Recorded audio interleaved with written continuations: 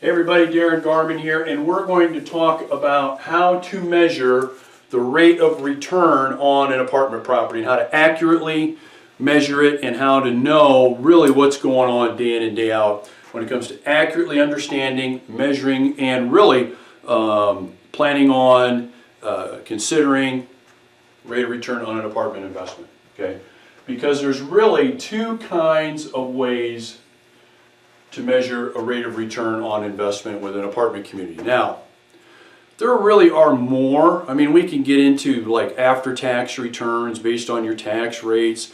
We can get into what's your rate of return compared to alternative investments that you could be putting it into. We go through all that. But we're going to really hit what I would consider what 95% of investors need to know and need to understand when it comes to rates of return on apartment communities. Now, before we get into that, we need to get into like the most important part of this presentation, and that is my sweatshirt. Get a good look at my sweatshirt there, nice and purple. You see that?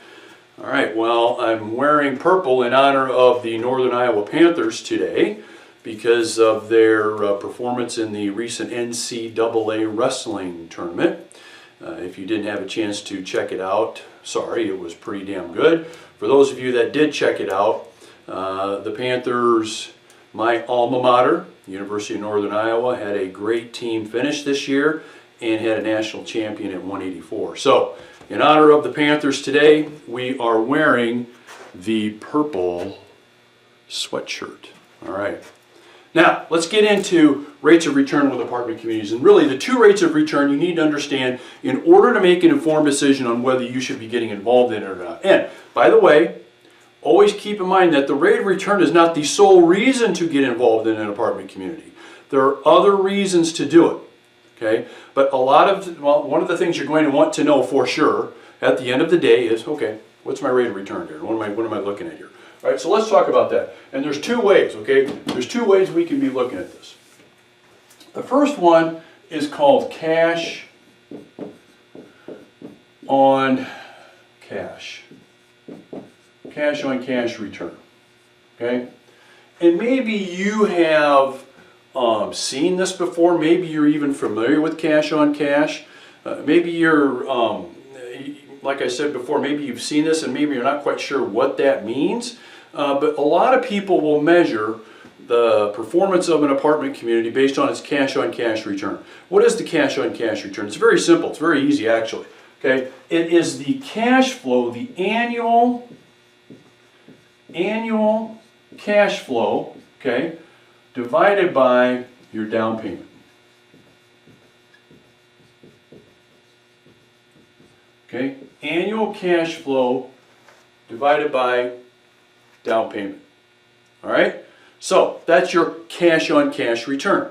Your annual cash flow, and this is cash flow you put in your pocket. So this is after the rents have come in, after the expenses have been paid, including any kind of mortgage or debt on the property. So after that's been paid, what's left over that we can put in our pockets and use to spend? Okay, I call it spending money. What's our spending money after we pay everything? That's cash on cash return. Okay, so let me give you an example of what that is. Remember, it's your annual cash flow divided by your down payment. Okay, so let's say our down payment on a property is $1 million. Okay, all right, $1 million is your down payment.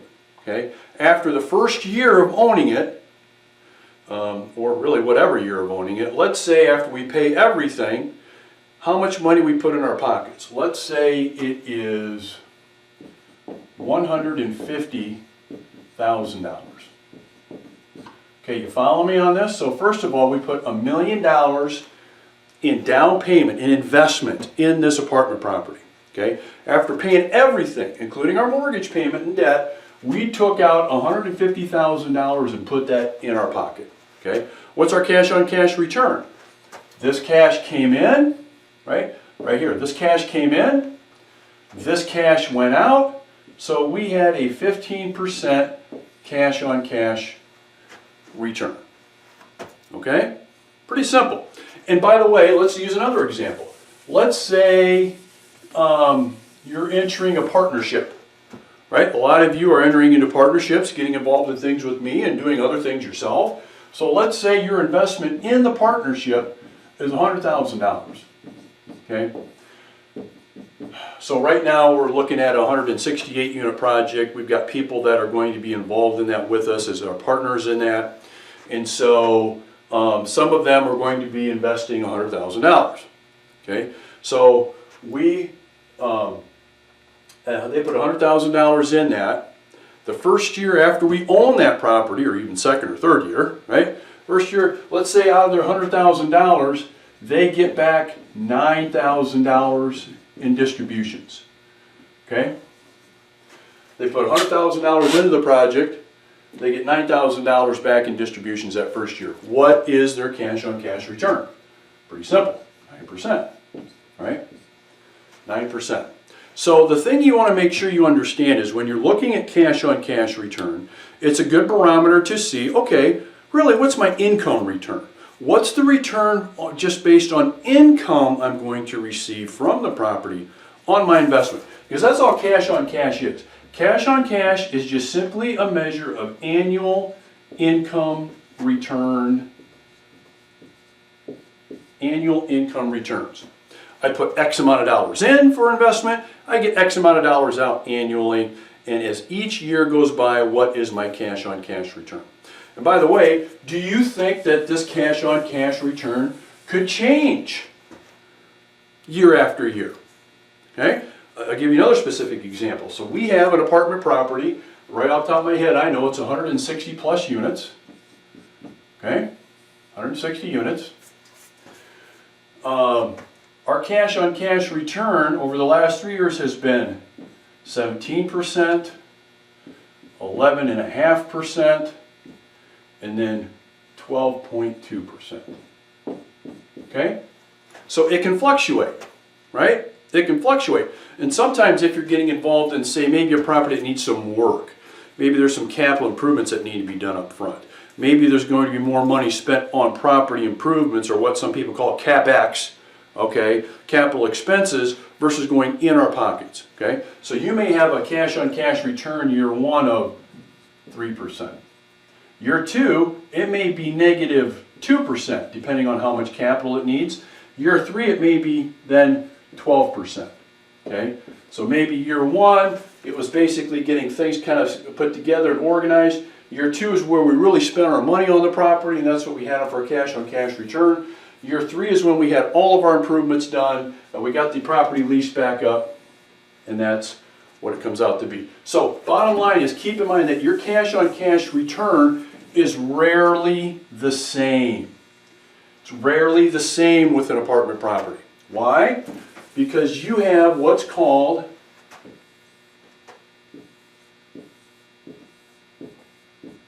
USOCF. USOCF, what does that mean? Uneven series of cash flows. So do you think an apartment property year after year has the same amount of cash flow that it returns back to the investors and the owners, just like, say, a bond would? No, of course not. Of course not. It's going to be like this. It's going to start out here, and maybe it's 8%, okay? It could go up, it could go back down here, it could have this, it could go like this, it could be like this, and then maybe like this, right? That's how it could be. So maybe your cash on cash return now is 11% up here, all right? Maybe like you had something like this year right here. Like this year, we had lots of snow removal costs, for example, okay? Harsh winter in the heartland this year. So that means lots more money spent out of the budget on snow removal than what we thought. So maybe we went 9% this year, okay, because of that, okay? And then maybe here it's basically more of what we typically have day after day, daily cares of life kind of year, and it gets higher there. So you're going to have, with your cash on cash returns, uneven returns year after year in terms of cash coming back to you. Now that should not be a surprise, but keep in mind that a lot of times when people look at pro formas, they look at financial information, they look at spreadsheets, it'll say, here's what your cash flow is going to be. Here's what your return is going to be, okay? Well, that's not going to be the case year after year in terms of money in your pocket.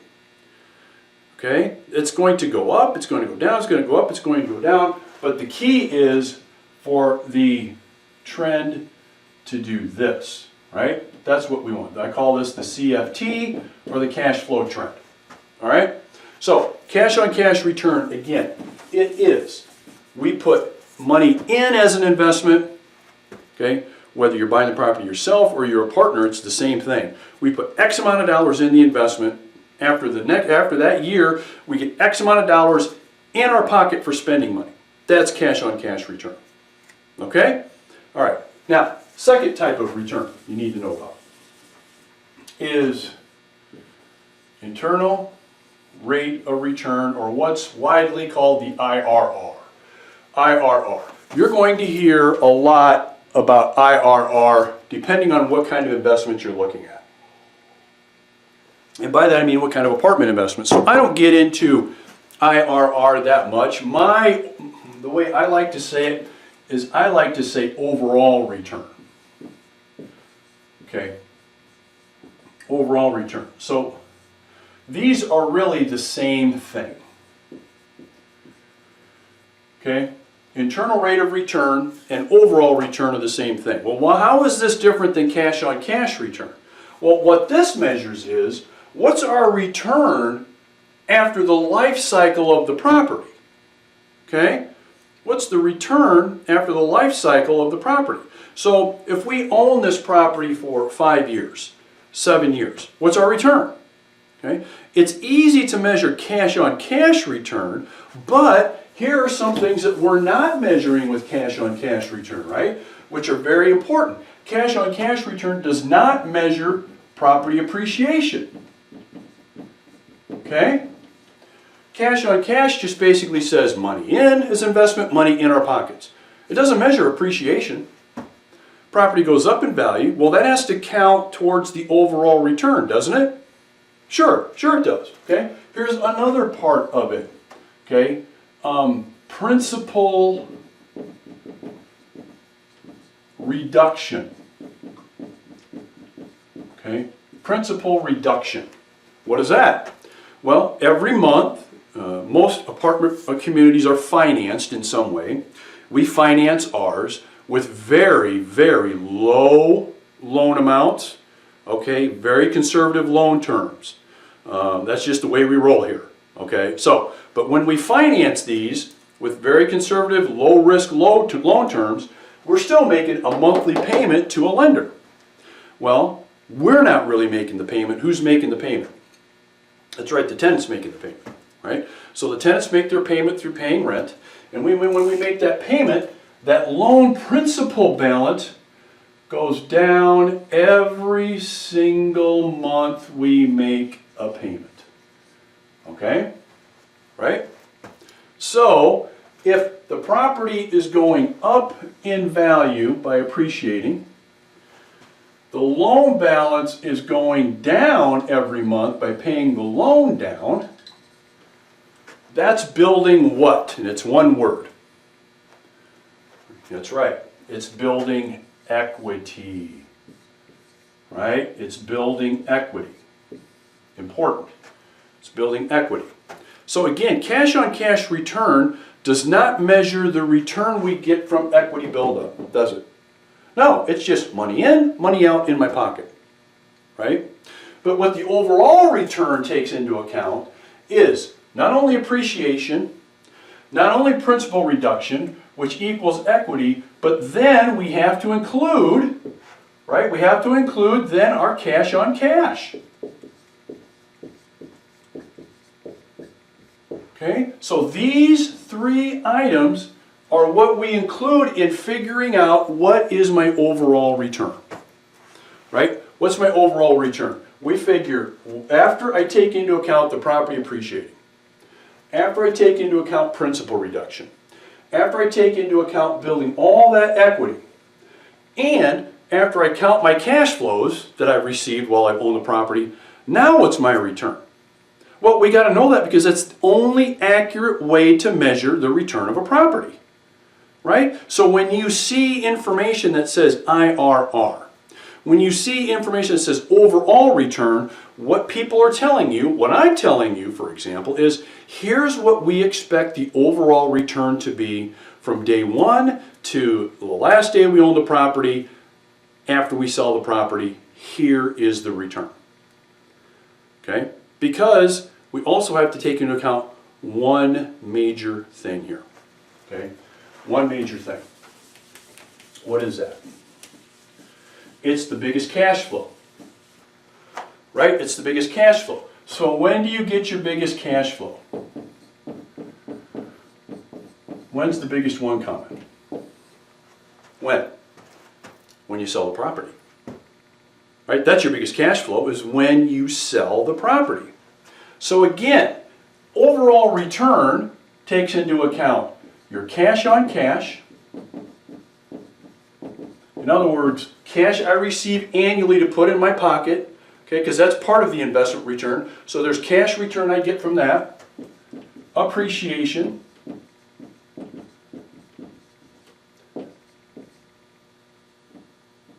principal reduction, loan balance going down,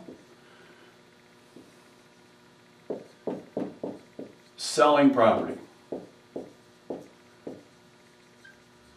Okay, so let's say we own this property for 7 years.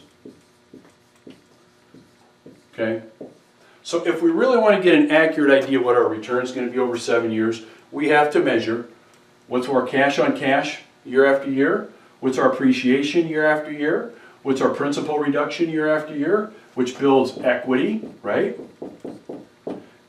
And when we sell the property, what we expect to sell it for, and after paying all costs and putting that final amount of money in our pockets at the end of the day, what is our overall return, right? And that's the most accurate way of measuring the return of a property. Okay, so let's kind of come full circle here and backtrack for a second. So there's really two ways of measuring returns on a property. One's kind of a, what's the near term, what can I expect from an income standpoint return, money to spend in my pocket, and hey Darin, what is going to be the overall return if I invest in this apartment project and I own it for 3 years, 5 years, 7 years, 10 years? What do you expect the overall return to be? I mean, that's really what you want to know. So overall return right here is internal rate of return. That's what we use. Okay, kind of a measuring stick of cash in our pocket year after year. That's cash on cash return. So again, cash on cash return and internal rate of return.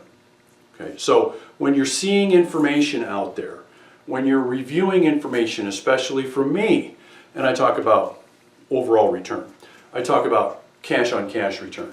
These are the things that I'm talking about, and they are the things you're going to want to know as part of your overall decision-making process in getting involved in your next apartment property investment. Okay? Now look, I hope this has been informational and helpful to you, and this is something that, you know, if you haven't taken some notes on this, look at the video again, sit down, take a few notes so that you know when you're analyzing maybe your current apartment project you're involved in, okay, or a new apartment project you're involved in, you know what to be thinking, what to be looking for, and maybe some questions to be asking in terms of feeling comfortable with where this is. All right? Take care. Hopefully this has been great information for you. Any questions, feel free to contact me. My contact information is all over the place, so you can send me email. You can give my office a call, and we'd be happy to help you and go through any process and take any comments you've got on cash or internal rate of return. All right? Take care, everybody. We'll see you. Bye-bye.